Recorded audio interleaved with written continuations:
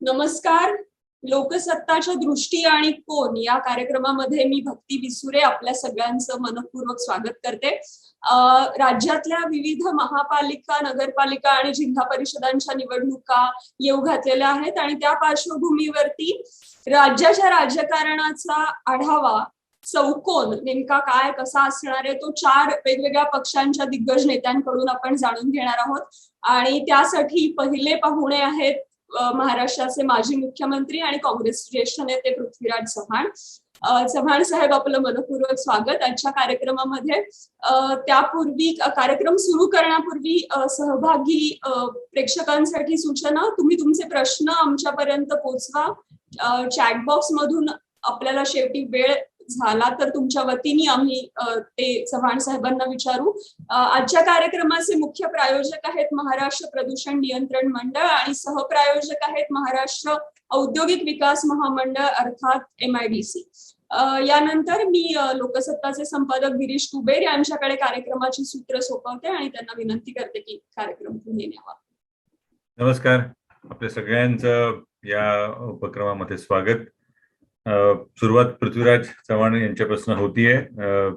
महाराष्ट्राचा एक अतिशय अभ्यासू, संयतशील आणि विविध विषयांचा आवाका असलेलं नेतृत्व म्हणून पृथ्वीराज चव्हाण यांना विरोधी पक्षीय सुद्धा मानतात. त्याच्यामुळे आपण तसं म्हणायला काहीच हरकत नाही.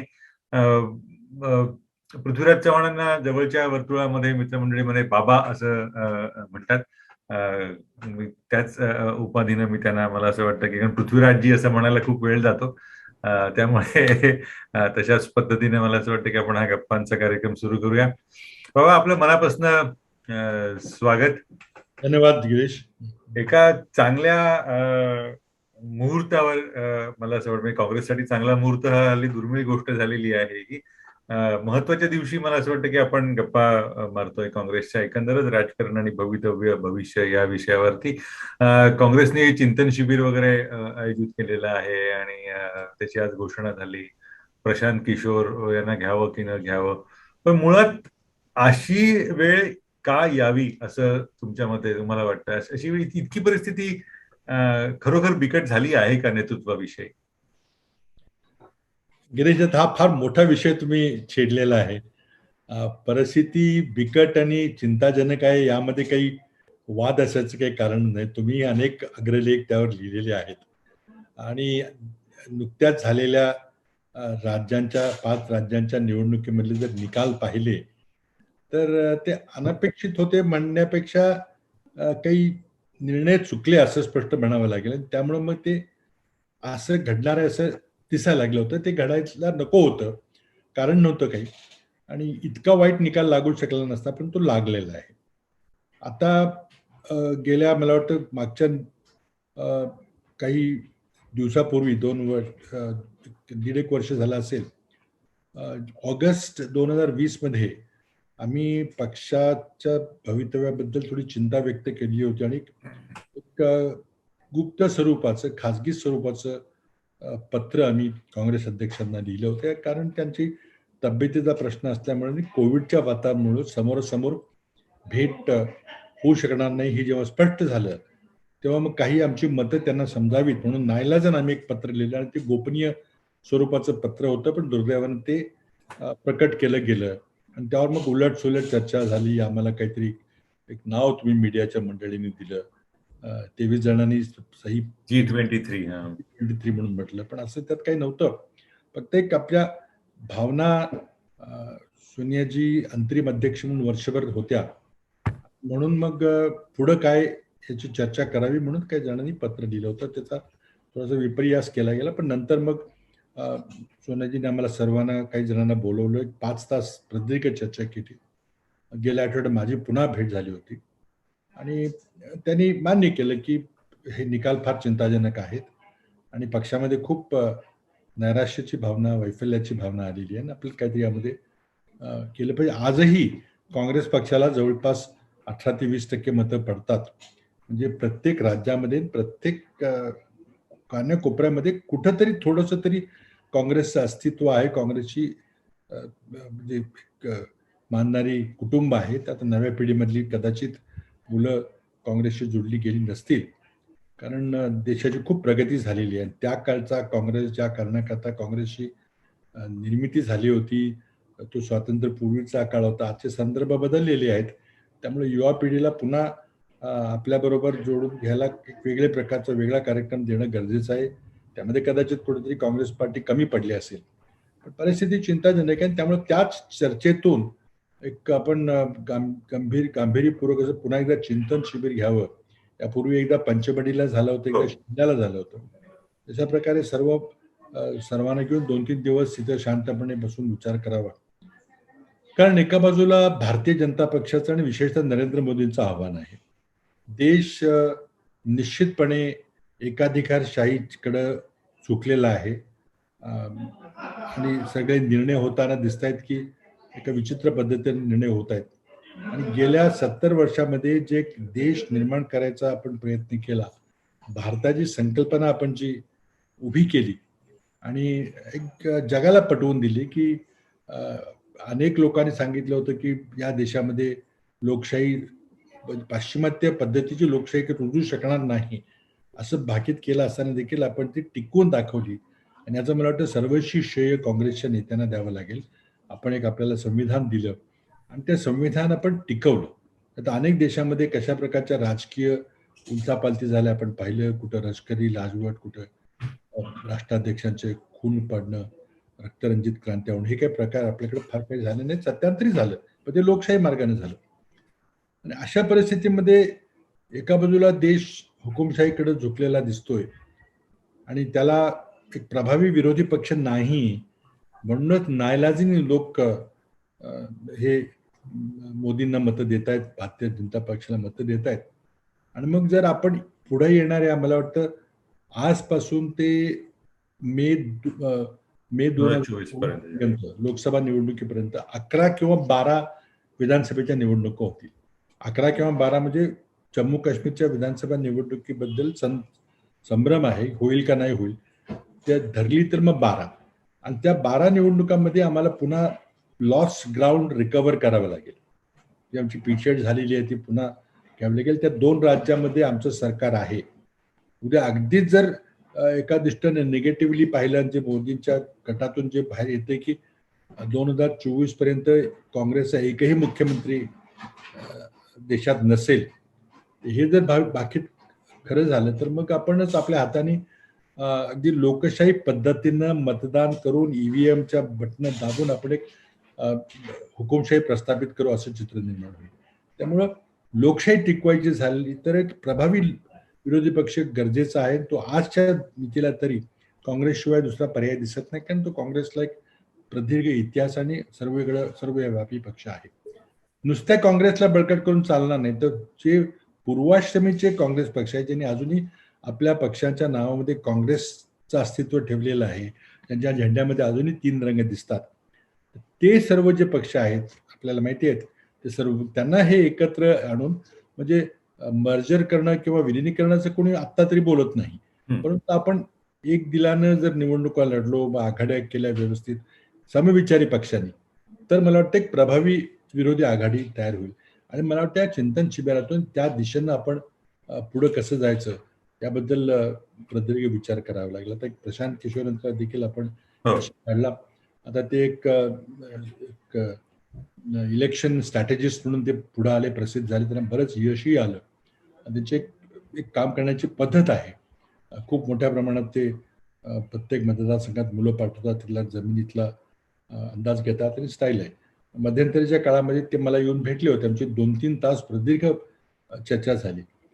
फक्त विषय एवढाच होता की त्यांचं माझं एक मत होतं की आज हुकुमशाहीच्या दिशेनं जो देश चाललाय ते थांबवायचं असेल तर मोदींना किंवा भाजपला थांबवलं पाहिजे, आणि ते थांबवायची शक्ती फक्त काँग्रेस पक्षामध्ये. पण काँग्रेस पक्षामध्ये आत्ताची परिस्थिती अशी जर राहिली तर मग नाही करता येणार. त्याबद्दल काय केलं पाहिजे या दृष्टीने आम्ही खूप चर्चा केली. त्यांचे काही मतं होती. त्यांनी मला त्यावेळेला ते देखील सांगितलं होतं की मी काँग्रेस पक्षामध्ये जवळजवळ प्रवेश करता करता आणि माझी खूप बैठकी झाल्या होत्या. आणि मग त्यांनी काही कारणं सांगितली की त्यावेळेला त्यांनी प्रवेश का केला नाही किंवा एखादी जबाबदारी का घेतली नाही.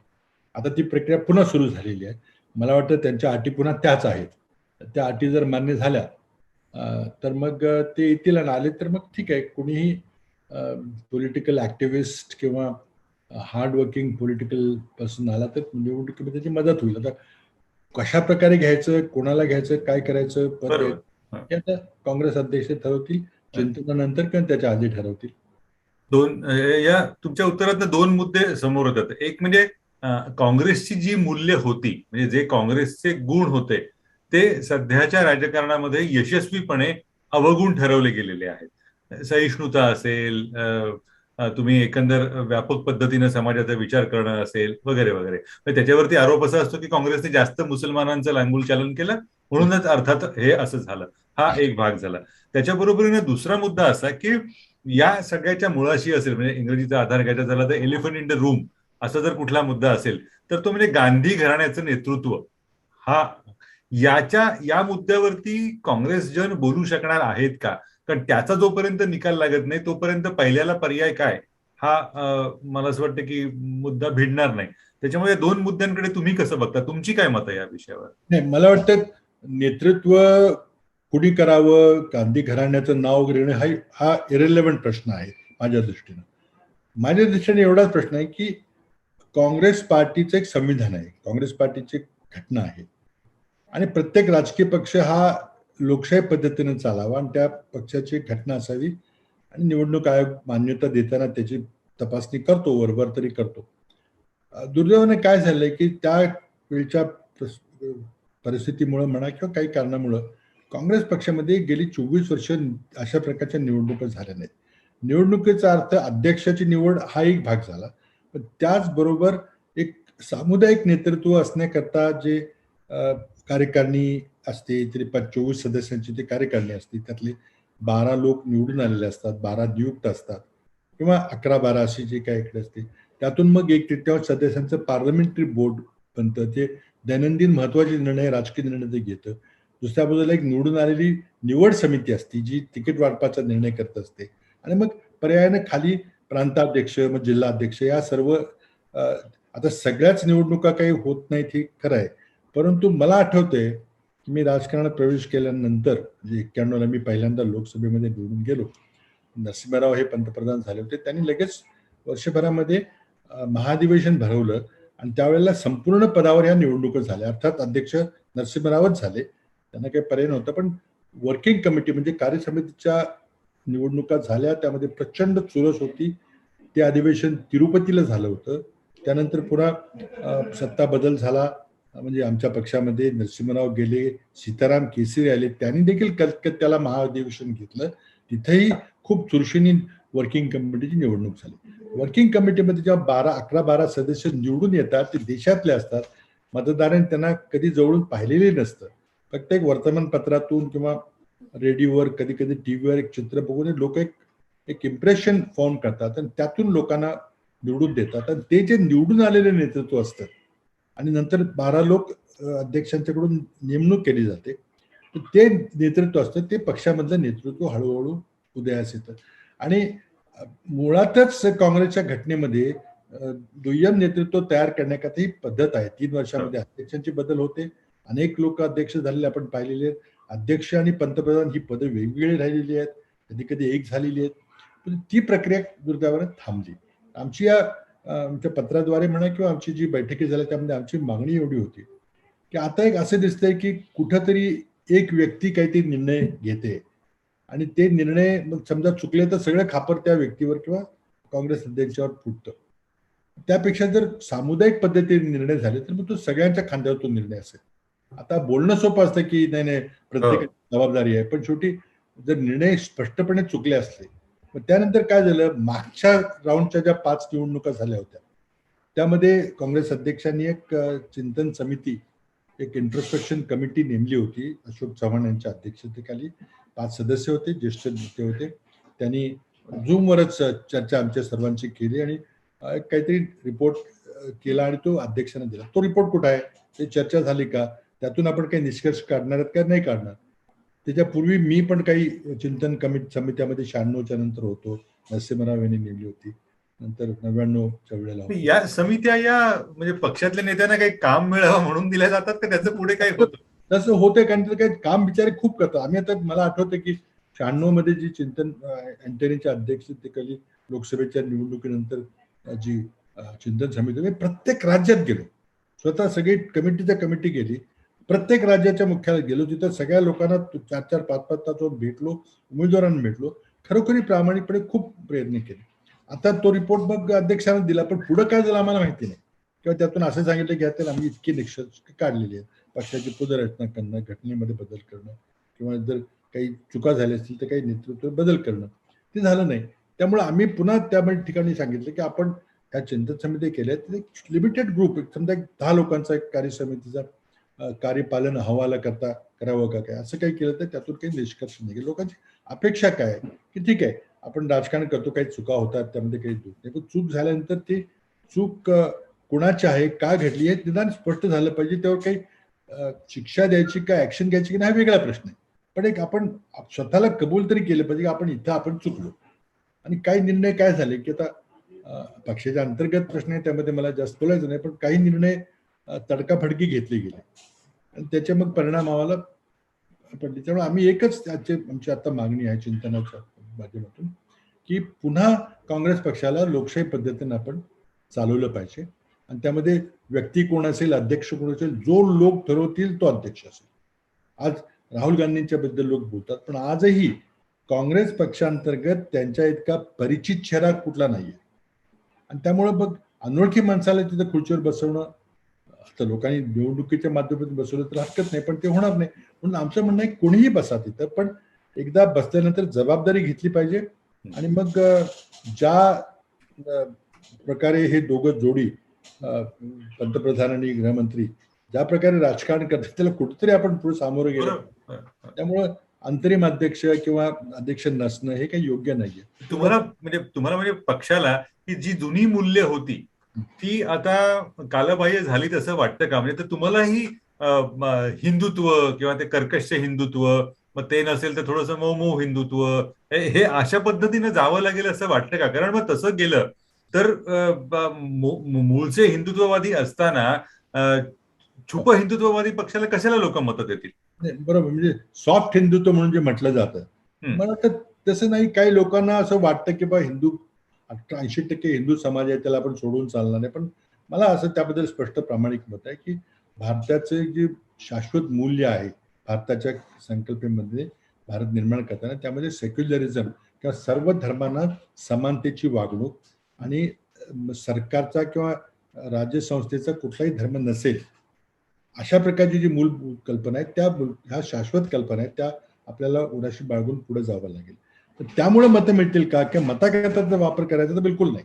भारत ही जी मूळ संकल्पना आहे, जी आपण घटना निर्माण करून केलेली आहे आणि हजारो वर्षापासून चालत आलेली समाज व्यवस्था आपण उलटून टाकली, म्हणजे हा ब्लडलेस रेव्होल्युशनचा एक भाग आहे. जगाच्या पाठीवर असं कुठं झालं नाही की हजारो वर्षाची समाज व्यवस्था उलटून लावून आपण एक लिखित राज्यघटना तयार केली. फार थोड्या देशात ते झालेलं आहे. त्यामुळे ती शाश्वत मूल्य आहे. त्यामुळे कुणी आम्हाला हिणवायचा प्रयत्न केला की सेक्युलरिझम मध्ये मुस्लिम अपीजमेंट वगैरे, ते खरं नाहीये. आज मोठ्या समाजाचं एक दायित्व आहे, उत्तरदायित्व, की त्याने सुरक्षेची भावना प्रदान करण्याची जबाबदारी आज मोठ्या म्हणजे त्याला जर तुम्ही मुस्लिम अपीज म्हणून हिणवत असला तर त्याला आम्ही कुठेतरी कमी पडतोय. मला वाटतं समाजाचं प्रबोधन करावं लागेल की ही मूल्य सोडून चालणार नाही. आज जे चाललेलं आहे की आज बहुतेक सरकारचा धर्म हिंदू आहे का काय अशी संकल्पना निर्माण झालेली आहे आणि ते कुठल्या दिशेने चालत आहे ते स्पष्ट आहे. तर त्यांना रोखायची जबाबदारी आमची आहे. आजही आपल्या देशामध्ये 80% लोक जवळपास हिंदू धर्माचे आहेत. मग भाजपला 80% मतं पडतात का? भाजपला 40% कमी मतं पडतात आणि त्यामध्ये 20% इतर समाजाचे लोक, त्यातली काही मतं भाजपला पडत असतात. म्हणजे निम्म्यापेक्षा जास्त हिंदू लोक भाजपला मतं देत नाहीत किंवा भाजपच्या विरोधात मतदान करतात. कारण त्यांच्यामध्ये ती जी सुप्त भावना सेक्युलरिझमची आहे ती आहे तशी अजूनही ती टिकून आहे असं वाटतं तुम्हाला लोकांमध्ये? तुम्ही जे विधान केलं की देशाचा सरकारचा धर्म हिंदू आहे का असं वाटायला लागेल, असा प्रश्न विचारला तर सरकारवाले किंवा त्यांचा एक मोठा समर्थक वर्ग आहे तुम्हाला हो आहे हिंदू. मग ती मूलभूत भावना तीच आहे ना की मग संविधान फाडून टाका तुम्ही, नाहीतरी तेच करायला चाललेलं आहे. संविधानामध्ये मूळ कल्पना काय की सरकारचा धर्म नाहीये, मी सर्व धर्मांचा समान आदर करतो, धर्म आपल्या हृदयामध्ये ठेवायची गोष्ट आहे. जो देव तुम्हाला मानायचा तुम्ही माना, पण दुसऱ्याला कमी लेखू नका. इतर धर्माचे लोक हे दुय्यम प्रकारचे नागरिक आहेत हे करू नका. आज समजा मुस्लिम अल्पसंख्याकांच्या विरुद्ध एक सरकार चाललेलं आहे, उद्या त्याला ख्रिश्चन समाजाच्या विरुद्ध जाणार, पुढे सिख समाजाच्या विरुद्ध जाणार, आणि सगळं संपलं की मग हिंदू धर्मामधले उच्चवर्णीय आणि निम्नवर्णीय असतील तर त्यांच्या विरुद्ध एक एक एक एक करून ते सगळं होणारच आहे. हे स्पष्टच दिसते. नाझी जर्मनी मधली एक निमायरची कविता आपल्याला असेल, इथे घडते सगळं निश्चितच. आणि त्यामुळं मला वाटतं की पुन्हा एकदा नवीन पिढीमध्ये ही सेक्युलरची मूल्य व्यवस्थितपणे मांडली पाहिजे. त्यामध्ये सॉफ्ट हिंदुत्व, हार्ड हिंदुत्व, आम्ही हिंदू नाही का असं हे तुम्ही मिक्सअप करू नका. यामध्ये कल्पना एवढीच आहे की राज्याचा सरकारचा धर्म नाही आहे. सरकारच्या पुढे सर्व धर्म समान आहेत, त्या सर्वांना समान सन्मानानं, आणि तुम्हाला जो धर्म मानायचा तो माना, पण आपला धर्म साजरं करताना, उत्सव साजरा करताना इतर धर्माला हिणवलं जाणार नाही. आज जे चाललेलं आहे मुद्दाम त्या हे करायचं, प्रोसेशन्स काढायचे आणि कुठल्या वस्तीने जायचं, मग पोलिसांनी परवानगी द्यायची. त्याच्यावर या वर्गाचं उत्तर असं असतं की पूर्वी मुसलमानांच्याकडनं असं होतं, तर त्याला आता आम्ही उत्तर देतो, तर तुम्हाला का वाईट वाटतं? जर मुसलमानांच्या बाजूला असं असेल तर तेही चूक आहे. समजा काँग्रेसच्या हातून अशी काही चूक झाली असेल, त्यामुळे एक मुस्लिम अपीजमेंट होते असं दिसलं असेल. काही निर्णय काँग्रेस पक्षाचे चुकले, सरकारचे चुकले, आणि त्यामध्ये एक अपीजमेंटचा त्यामध्ये आरोप आमच्यावर झाला. त्यामध्ये काही म्हणजे शहाबानो प्रकरण काही झाली प्रकरण. त्यामुळे आता ते दुरुस्त करून पुन्हा नव्याने मागणी करायची गरज आहे. मला वाटतं ती मागणी करता येईल, आणि विशेषतः सुशिक्षित युवक हे त्याला निश्चितच त्याला त्या कल्पनेला सामोरं जातील. कारण दुसरा पर्याय जो आहे तो नाही. आता जर उदाहरण घ्यायचं झालं तर जी समाज व्यवस्था आपण 2000 वर्षापासून पाहिली, ज्या समाज व्यवस्थेमुळे राष्ट्र म्हणून संकल्पना उदयास आली नाही, ज्या समाज व्यवस्थेमुळे परकीयांनी सहजपणे आक्रमण करून आपल्याला पादाक्रांत केलं, त्या समाज व्यवस्थेकडे पुन्हा जायचं का आपल्याला? आज आपण संविधान चालू केल्यानंतर भारत एक महाराष्ट्र व्हायला लागलाय. पूर्वी काय नव्हतं तो. संविधान नसताना 400-500 संस्थानिकांमध्ये छोटे छोटे संस्थानिक, इंग्रजांचे मांडलिक, मुस्लिमांचे मांडलिक, त्यांच्यामध्ये रोटी बेटी व्यवहार करून काहीतरी पद मिळवायचा प्रयत्न करण्याचा इतिहास आपण पाहिलेला आहे सगळा. आणि आज ती ताकद आहे त्या समानतेच्या कल्पनेमुळं, सर्व धर्म समभावाच्या कल्पनेमुळं, सर्व नागरिकांना एकत्र घेऊन आपण पुढे चाललोय. आता बघा आपण महाशक्ती होण्याच्या मार्गावर आहे. हा एक मुद्दा. तुम्ही G23 हा जो काही माध्यमाने दिलेलं नाव आहे म्हणता, ते जे मुद्दे मांडलेले होते ते हळूहळू का होईना पण स्वीकारले जात आहेत असं दिसतंय. तुम्हाला कसं वाटतं का? कारण तुम्ही त्यात एक सक्रिय सभासद होतात. गुलाम नबी आझाद सारखे, त्यांच्यासारखे नेते असतील, या सगळ्या म्हणजे महत्वाच्या अनुभवी मंडळींना दूर केलं जात आहे. त्यांच्या राज्यसभेचा मुद्दा प्रलंबित ठेवला गेला असेल. मग हे ज्यांनी हे मुद्दे निर्माण केले त्यांच्यावरती सूड घेतला जाणं असं चित्र, आणि त्याच वेळेला हे मुद्दे मान्य होत आहेत असंही दिसणं, याच्यात काही विरोधाभास वाटतो का? खरं तसं आहे? नाही, मला त्यात आता जास्त जायचं नाहीये. हा पक्षाचा थोडा अंतर्गत प्रश्न आहे. आम्ही काही मुद्दे उपस्थित केले होते आणि ते आम्ही अजूनही जाहीरपणे, कोणी ते पत्र मुळात वाचलं असेल तर आपल्याला दिसेल. आम्ही फक्त एवढंच म्हटलं होतं की काँग्रेसला पूर्ण वेळ नेतृत्व पाहिजे, अध्यक्ष पाहिजे, आणि ते आता सोनिया गांधींनी स्वीकार केलेला आहे. त्यांनी स्पष्टपणे सांगितले की आता मी आहे, आणि ते आता पाहतोय आपण की रोज सकाळी त्या सकाळ संध्याकाळ दिवसभर मीटिंग घेत आहेत, आणि त्या पूर्वीसारख्या स्वतः अध्यक्ष म्हणून तयार झाले. मध्यंतरी त्यांनी निवृत्त होण्याचा निर्णय घेतला होता, तो त्याने आता बदलला. आमची ही मागणी मान्य झाली. दुसरी मागणी की इलेक्शन्स घेतली पाहिजे, तेही त्याने मान्य केलेले. तर मुद्दा राहिलेला नाही काही. आता कुणावर जबाबदारी घ्यायची? शेवटी काय, परत्वे म्हणा किंवा सिनियरिटी प्रमाणे म्हणा, शेवटी तरुण रक्ताला संधी दिलीच पाहिजे. तेवढंच होतं की पूर्वीच्या काळामध्ये अनुभव आणि उत्साह, एका बाजूला तरुण पिढीचा उत्साह आणि दुसऱ्या बाजूला एक अनुभव म्हणा किंवा नेटवर्किंग स्किल म्हणा. आजच्या काळामध्ये विरोधी पक्षांचं ऐक्य साधण्याची फार मोठी जबाबदारी. ती ऐक्य जोडण्याकरता किंवा ती मोड बांधण्याकरता कोणतीच लागणार आहे. मग त्याला कोऑर्डिनेटर म्हणा, समन्वयक म्हणा, आणखी काही नाव त्याला द्या, पण अशी कोणतरी व्यक्ती लागणार आहे. आता ती व्यक्ती काल युथ काँग्रेसमध्ये आलेला मुलगा करू शकणार नाही, कारण पण ते कोण करू शकेल? तर जो समजा एखादा गुलाम नबी आझाद यांच्यासारखा नेता, जो देशातल्या सर्व राज्यांचा काँग्रेसचा प्रभारी म्हणून त्यांनी काम केलेलं आहे. माझ्यासारख्याने मी 9 राज्याचा प्रभारी होतो. प्रत्येकाने आपापल्या पद्धतीने काम केलेलं आहे. तर त्यांचा वापर हा जर करून घेऊन अनुभव एका ठिकाणी आणि मग उत्साह दुसऱ्या बाजूला, या दोघांचा जर समन्वय तो पूर्वीपासून होत होता. इंदिरा गांधींनी, राजीव गांधींनी, नरसिंहरावांनी सगळ्यांना नवीन लोकांना, यंग ब्लडला वाव दिला, त्यांना घेतलं. तर मलाही सुद्धा राजीव गांधींनी एकदम सुरुवातीला अचानक एकदम लोकसभेचं तिकीट दिलं. मला नसतं दिलं तर मग कदाचित मला राजकारणामध्ये प्रवेश माझा झालाही नसता. त्यामुळे हे होत होतं. सोनिया गांधींनी पण ते केलं. त्यांनी जेव्हा 2004 मध्ये मनमोहन सिंगांच्या बरोबर कॅबिनेट स्थापन केलं, अनेक तरुणांना संधी दिली. पण त्याचा अर्थ की मनमोहन सिंग किंवा प्रणब मुखर्जी किंवा गुलाम नबी आझाद किंवा यांना बाजूला केलं असं नाही.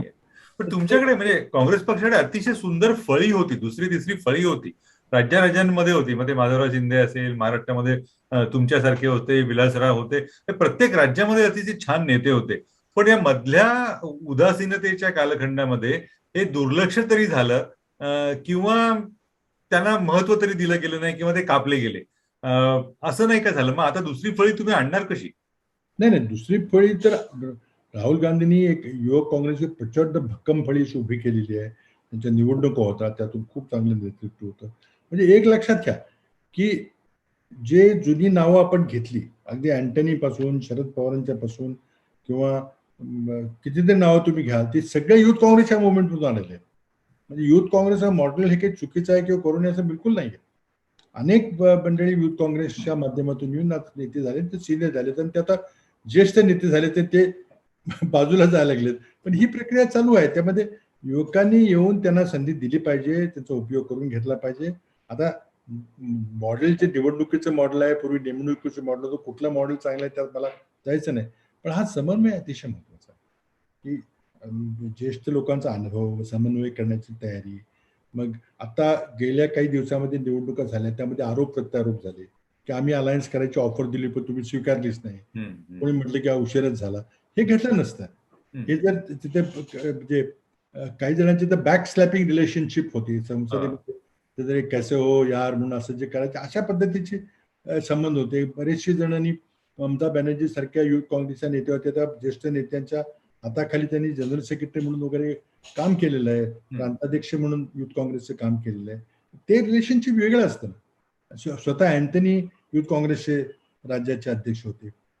त्यामुळं ते पण त्या लोकांना ज्यांना प्रदीर्घ अनुभव आहे इतर राज्यांच्या नेत्यांचे, जे समजा पक्ष सोडून गेले असतील किंवा अखिलेश सारखे किंवा मुलायमजी सारखे किंवा लालू सारखे जे काँग्रेसमध्ये कधी नव्हते, त्यांच्याशी आपण एक समविचारी आघाडी करायला जे समन्वय करायला लागतो ते कोण करणार? आज कित्येक वेळेला हा संपर्क होऊ शकला नाही, म्हणून आपण या निवडणुकीमध्ये एकटे पडलो. भाजपचे अनेक मुख्यमंत्री किंवा नेते हे काँग्रेसकडून तिकडे गेलेले आहेत. म्हणजे पंजाबमध्ये आपमध्ये पाहिलं तर कितीतरी काँग्रेसचे आता काँग्रेसमध्ये असताना तिकडे गेलं, तर त्यामध्ये तोच म्हणजे ते नेते निवडणं, त्यांना कोणाला जबाबदारी देणं, हे मध्ये कदाचित आम्ही कमी पडलो. त्याचं चिंतन आता करायचं आहे. तुम्ही मगाशी खूप छान मुद्दा मांडला. काँग्रेसकडे 19% साधारण 18-19%, 20% मतं आहेत. ते आहेतच. म्हणजे कुठलीही पंजाब मधली निवडणूक असेल, महाराष्ट्रामधली निवडणूक असेल, तर ते म्हणजे ती संख्या वाढेल कशी? कारण भाजपकडे काही म्हणजे आपल्या लोकशाहीचं प्रारूप असं नाही की 50%पेक्षा जास्त मत मिळालेला सत्ता मिळू शकते. 33% मिळाली पण एक गठ्ठा मिळाली आणि विरोधी पक्षांच्या मताचं विभाजन झालं की सत्ता मिळू शकते. तर ही 19-20% मतं आणखी पुढे जातील, यासाठी काय दीर्घकालीन प्रयत्न किंवा करायला हवेत असं वाटतं का तुम्हाला? हे दोन गोष्टी आहेत. आपली जी देशातली लोकशाही आहे ती सत्तेभोवती फिरणारी लोकशाही आहे. म्हणजे अगदी फक्त तत्वाकरता मी राजकारण करतो किंवा कम्युनिस्ट पक्षाचे नेते ज्याप्रमाणे राजकारण करतात किंवा समजा पाश्चिमात्य देशामध्ये तत्वाकरता लोक राहतात, काही मला पद मिळावं किंवा मी काहीतरी व्हावं म्हणून करता असं नव्हे. पण आपल्याकडे अजूनही ते आहे. अजूनही आपण इलेक्शन फंडिंगचा प्रश्न सोडवलेला नाही. त्यामुळं आज पश्चिम महाराष्ट्रातली परिस्थिती पाहिली तर ज्याच्याकडे साखर कारखाने आहे, शिक्षण संस्था आहे, दूध डेअरी आहे, तोच राजकारण आज करू शकतो. इतर कोणाला करता येत नाही, कारण राजकारण फार खर्चिक झालेलं आहे आणि या माध्यमातून इलेक्शनचा खर्च फार वाढवला जातो. म्हणजे तत्व घेऊन किंवा झोला टाईप कुणी निवडणुकीच्या जवळपास जाऊ शकत नाही, ते झालेलं आहे. त्यामुळे आता मतं, काँग्रेसची मतं कशी वाढवायची हा एक मोठा आव्हान आमच्या समोर आहे. पण त्याचबरोबर तात्कालीन आव्हान आहे की विरोधी पक्षांचं मताचं विभाजन कसं टाळायचं. हे जे 60-65% मतं जी मोदींच्या विरोधात पडलेली आहेत त्यांची मोठ एकत्र कशी बांधायची, ती बांधली, त्याला यश आलं आणि मग जागा वाटप असेल, आघाड्या जर व्यवस्थित झाल्या, ते काही सोपं काम नाहीये. पण त्याला वेळ आहे, अजून 2 वर्ष ते करावं लागेल. योग्य माणसांना जबाबदारी देऊन ते केलं तर ते करता येईल. आणि ते केलं तर मग काय अवघड नाही, कारण लोक आज इतके त्रस्त आहेत भाजप सरकारवर. फक्त आम्ही राजकीय बोलतोय म्हणून नव्हे. आज काय झालंय की देशाच्या अर्थव्यवस्थेचा तर कोलॅप्स झालेला आहे, त्यामुळं कराचं उत्पन्न कमी झालेलं आहे, त्यामुळे सरकार चालवायला पैसे राहिले नाहीत. आता सरकार चालवायला 3 मार्ग आहेत.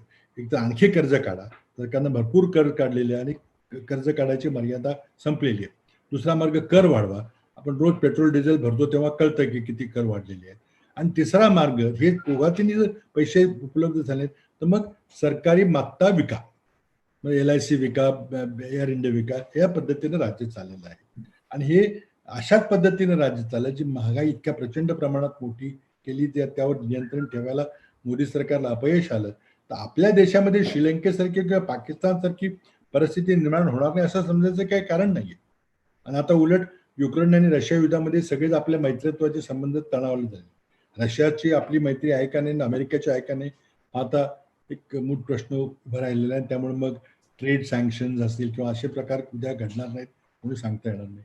म्हणजे काँग्रेस पक्षासमोरचं आव्हान दुहेरी आहे मला असं वाटतं. एक तर ह्या मतांचा आकार वाढवणं, पण त्याचबरोबर तुम्ही अशा प्रतिस्पर्ध्याशी लढताय की जो सर्व यंत्रणा सरकारी असतील किंवा काय या वापरू शकतो. त्यामुळे खासगीत अनेक जण आज असं म्हणतात की अनेक काँग्रेस नेते आज गप्प आहेत, त्यांना गप्प राहावं लागतं, जास्त ते आरडाओरडा करू शकत नाहीत, कारण उदाहरणार्थ ईडी किंवा आयकर खातं वगैरे ज्या काही आहे. हा जो एक नवीन प्रकार दिसतो राजकारणामध्ये, त्याचा मुकाबला काँग्रेस कसा करणार? आता त्याला 2 गोष्टी झाल्या की एकतर काँग्रेस पक्षाचा आकार कमी झाला, ही वस्तुस्थिती आपल्याला मान्य केली पाहिजे. संसदेमध्ये जेमतेम 50-1 लोक आमचे आहेत, त्यामुळे तो त्याचा आवाज क्षीण झालेला आहे. दुसऱ्या बाजूला कोरोनामुळे आम्हाला कुठं रस्त्यात कुठं फार काही आंदोलन वगैरे गेली 2 वर्ष करता आली नाही. आणि तिसरा भाग म्हणजे मीडियावर इतका दबाव आहे की आम्ही जर काही केलं, त्याला चांगला कार्यक्रम राबवला, काय केला, तर मीडियामध्ये तो दाखवलं जात नाही. फक्त मोदींचं वैयक्तिक उदात्तीकरण चाललंय, आपण रोज पाहतोय. यातून आपल्याला मार्ग काढावा लागेल. नवीन नवीन प्रचार प्रसार माध्यमं उपस्थित झालेली आहे, सामाजिक माध्यमाचा विषय निर्माण झालाय, ते सगळी वापरून आणि मग युवकांच्या मध्ये जाऊन नवी पिढी, जी इम्प्रेशनेबल पिढी आहे, त्यावर पण प्रभाव पाडू शकतो, त्यांच्यावर जाऊन की आज लोकशाही टिकवणं का गरजेचं आहे. आणि त्यामध्ये जर आपण धार्मिक हुकुमशाही, धर्मावर आधारित हुकुमशाही निर्माण केली, त्या दिशेने आपण चाललेलो आहे, त्याचे दुष्परिणाम काय होतील आणि त्याचे दुष्परिणाम प्रत्येकाला चटके भोगावे लागतील. आणि कारण पाकिस्तानमध्ये आपण काय झालं बघतो, दोन्ही आपण एका वेळेला स्वतंत्र झालेले राष्ट्र, दोघांचं पर कॅपिटा इन्कम पाहिलं तर कदाचित तिथल्या नद्यांच्यामुळे वगैरे पाकिस्तान आपल्या पुढं काकांवर पुढं होतं, पण ते कसं कोसळलं, कारण तिथली लष्करी हुकुमशाही, तिथे राजकीय अस्थिरता, जी आपल्याकडे झालं नाही. त्यामुळे काँग्रेस पक्षाने एकतर घटना राबवली, नुसती निर्माण केली नाही तर राबवली आणि देशाची लोकशाही टिकवली. आज ती लोकशाही आपल्याला अभिप्रेत असलेली लोकशाही टिकेल करण्याबद्दल मला स्वतःला मनात शंका आहे. कारण मोदींचं एका बाजूला काँग्रेस मुक्त करायचं एक प्रयत्न चाललेले सुद्धा, त्यांनी आमच्या जर चुकीमुळे ते यशस्वी झालंच तर मग 2024च्या निवडणुकीमध्ये काय होईल. आज 11 राज्यामध्ये विधानसभेच्या निवडणूक आहे. आज आमचे 2 राज्यामध्ये राज्य आहेत, 2-3 राज्यामध्ये कुठेतरी आम्ही कुठे सत्तेत आहोत. उद्याच्याला ती राज्य पण हातातली गेली, जशी पंजाब गेलो, आणि आम्हाला काही यश आलं नाही, तर मग खरोखरीच मोदींचं काँग्रेसमुक्त राजकारणाचं स्वप्न जर पूर्ण झालं तर मग त्याला काँग्रेसची जबाबदारी असेलच की आपण का असं का, पण देशाला त्याची मोठी किंमत भोगायला. गोव्यासारखं राज्य केवळ तुमच्या गाफीलपणामुळे गेलं त्यावेळेला, दिग्विजय सिंग तिथे गेले, ते काय, हे असे अनेक मुद्दे सांगता येतील. तुम्ही म्हणजे चांगल्या अर्थाने, म्हणजे जी काही एक काँग्रेसची उदार मतवादी विचारसरणीची जी एक परंपरा होती, त्या परंपरेचे तुम्ही एक स्वतः जातीवंत भाग आहात, वैयक्तिक आयुष्यात तशी ती तुमची ओळख आहे. तरी सुद्धा महाराष्ट्रामध्ये शिवसेनेशी युती करावी इतका टोकाचा सल्ला देण्याची वेळ तुमच्यावर आली किंवा तुम्ही तो दिला आणि तो पुढे पाळला गेला, त्या हे हे हे एक मोठं स्थित्यंतर होतं काँग्रेसच्या राजकारणामध्ये, शिवसेनेच्याही होतं. हा बदल तुम्हाला का करावा असं वाटला, मुद्दा क्रमांक 1. आणि असा तो संयोग झाल्यानंतर आता पुन्हा एक काँग्रेसचा मोठा वर्ग तक्रार करतो की आमच्यावर अन्याय होतो. मग हे न्याय अन्यायाचं गणित कसं मांडणार तुम्ही? काय 2019च्या निवडणुकीमध्ये काँग्रेस पक्षाचा 4था क्रमांकाला मान्य करावं लागेल, ही कटू सत्य आहे. 2019च्या निवडणुकीपूर्वी तत्कालीन मुख्यमंत्री देवेंद्र फडणवीस यांनी ज्या प्रकारे आणि त्यांचे सहकारी पक्षाध्यक्ष होते, त्या दोघांनी राजकारणाची दिशा अशी बदलली की वैयक्तिक सुडाचं राजकारण करून ईडी आणि सीबीआय सारख्या इन्कम टॅक्स सारख्या संस्थांचा गैरवापर करून खऱ्या अर्थानं सामदाम दंडभेद नीती अंमलात आणून काही जणांना आमिष दिलं, काही लोकांचे मोठे मोठे प्रोजेक्ट सही करून दिले, काही लोकांना तुरुंगात टाकलं, काही लोकांना धमक्या दिल्या की तुम्ही जर तुमची कर्ज पूर्ण नाही परतफेड नाही केली तर तुमचा कारखाना आम्ही लिलाव करून टाकू वगैरे. खऱ्या अर्थानं सामदामदंड भेद या कल्पनेचा त्यांनी वापर केला. आणि त्याचा परिणाम काय झाला तर 2-3 महिन्यामध्ये काँग्रेस आणि राष्ट्रवादी काँग्रेसचे पश्चिम महाराष्ट्र, विशेषतः मराठवाडा आणि पश्चिम महाराष्ट्रातले 40 दिग्गज नेते जे खासदार होते, खासदार सिटिंग खासदार होते, 2 माजी उपमुख्यमंत्री, 2 माजी प्रांताध्यक्ष, एक विरोधी पक्ष नेते आणि अनगिनत असे आमदार, परिषदेचे सभेचे आमदार, मंत्री राहिलेली माणसं ही पक्ष सोडून 2-3 महिन्यात गेली. सगळी यादी आपल्या समोर आहे. अगदी कोण जवळचा नातेवाईक आहे, कोण कुठला आहे, काही कोणी बघितलं नाही, सगळे धडाधड उद्या मारले. का मारल्या? कारण ज्या प्रकारे भाजप सरकारने सहकारी चळवळीला मोडून काढण्याकरता किंवा त्यांच्या वैयक्तिक, आता त्या लोकांच्या चुका असतील नाही असं नाही, मला हे म्हणायचं नाही की सगळेच अगदी. पण हे विषय निघाला म्हणून सहज गंमत म्हणून विचारतो की खऱ्या अर्थाने, पण हा कधी मी विचारला नाही तुम्हाला प्रश्न. तुम्हालाही प्रयत्न झाले का या भाजपात या वगैरे असं काही आले का? तसे होतात पण फार गंभीर्याने झाले. एक मला वाटतं 2014 नंतर एकदा झाला होता, आत्ताही झाला, ते होतात. त्यात काही नाही, काही विनोदानं होतात, काही गमतीने करतात, पण काही आता त्याला खरं किती आणि गमतीने किती आहे ते समजायचा मार्ग नाही, पण होतात तसे. पण तुम्हाला जावंसं नाही वाटलं? जाऊ. आता तो प्रसंग 99ला राष्ट्रवादी काँग्रेसच्या वेळेला होता. ठीक आहे, मुख्य राष्ट्रीय प्रवाहात राहावं आणि भाजपमध्ये तर जाण्याचा काही प्रश्न नव्हता.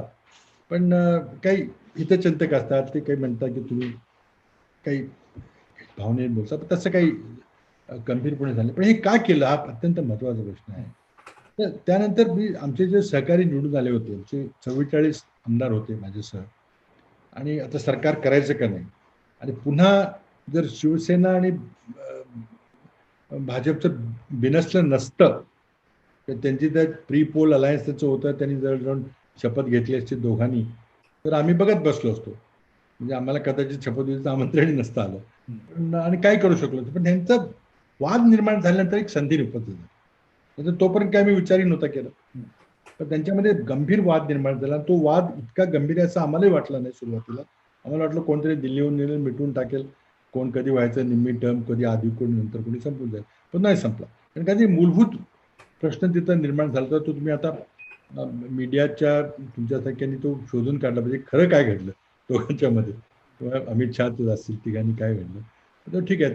पण ही संधी निर्माण झाल्यानंतर मग 2 पर्याय होते. एक तर ठीक आहे, ते भांड्याचं भांडू द्या, आम्हाला काय करायचं, आम्ही काही हे करणार नाही, पुन्हा राष्ट्रपती राजवट लागली तर हरकत नाही, किंवा निवडणुका लागल्या तर बघूया, किंवा मग आपण काही पर्याय असं करता येईल. हा प्रस्ताव बाय द वे जेव्हा मी 2014ला आमची सत्ता गेली आणि मी माजी मुख्यमंत्री म्हणून होतो, त्यावेळेला असा एक सिरियसली नॉन सिरियसली असा प्रस्ताव आला, तर पण तुम्ही आउट ऑफ हँड माझ्या लेवललाच मी रिजेक्ट केला की दिल्लीमध्ये सहनच होणार नाही, कोणी बोलायला गेलं तर ते अंगावर येतील लोक, असं 14ला झालं होतं.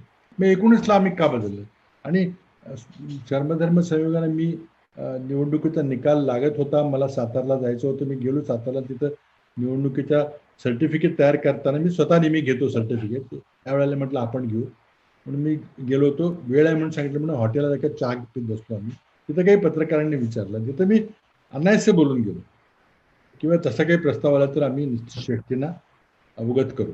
आणि तो खूप गाजला, म्हणजे त्याची असं कसं बोलला, काय झालं, लोकांना वाटलं की काहीतरी बोलतायत, हे काही खरं नाही.